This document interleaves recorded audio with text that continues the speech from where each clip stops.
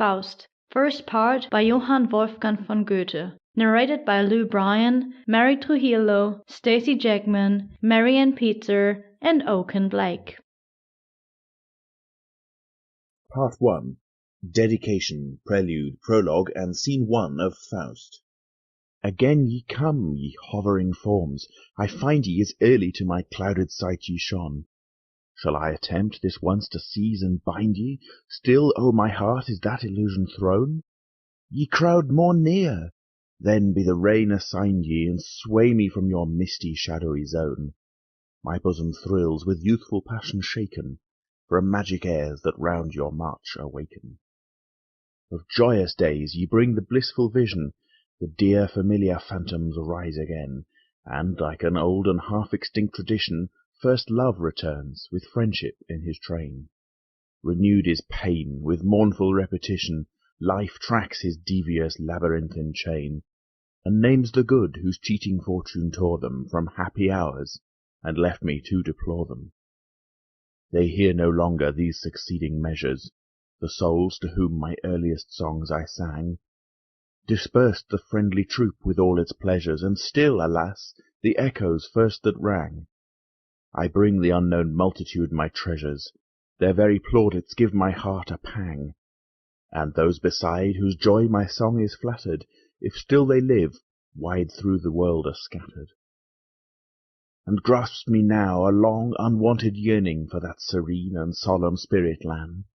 My song to faint Aeolian murmurs turning, sways like a harp string by the breezes fanned. I thrill and tremble, tear on tear is burning, and the stern heart is tenderly unmanned. What I possess I see far distant lying, and what I lost grows real and undying. Prelude at the Theatre. You two, who oft a helping hand have lent, in need and tribulation, come, let me know your expectation of this our enterprise in German land. I wish the crowd to feel itself well treated, especially since it lives and lets me live. The posts are set, the booth of boards completed, and each awaits the banquet I shall give. Already there with curious eyebrows raised they sit sedate, and hope to be amazed.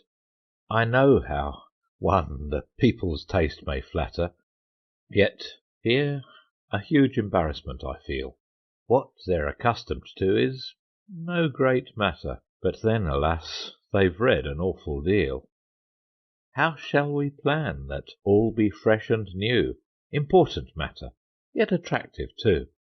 For 'tis my pleasure to behold them surging, when to our booth the current sets apace, and with tremendous oft-repeated urging squeeze onward through the narrow gate of grace.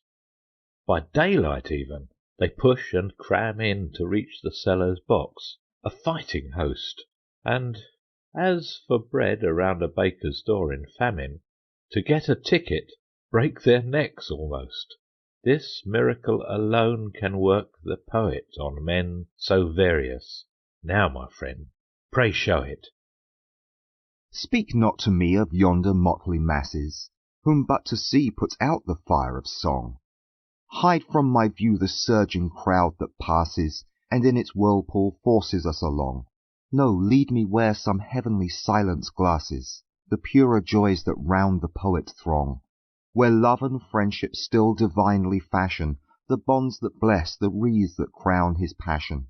Ah, every utterance from the depths of feeling the timid lips have stammeringly expressed, now failing, now perchance success revealing, gulps the wild moment in its greedy breast. Or oft reluctant years its warrant sealing, its perfect stature stands at last confessed. What dazzles for the moment spends its spirit, what's genuine shall posterity inherit. Posterity?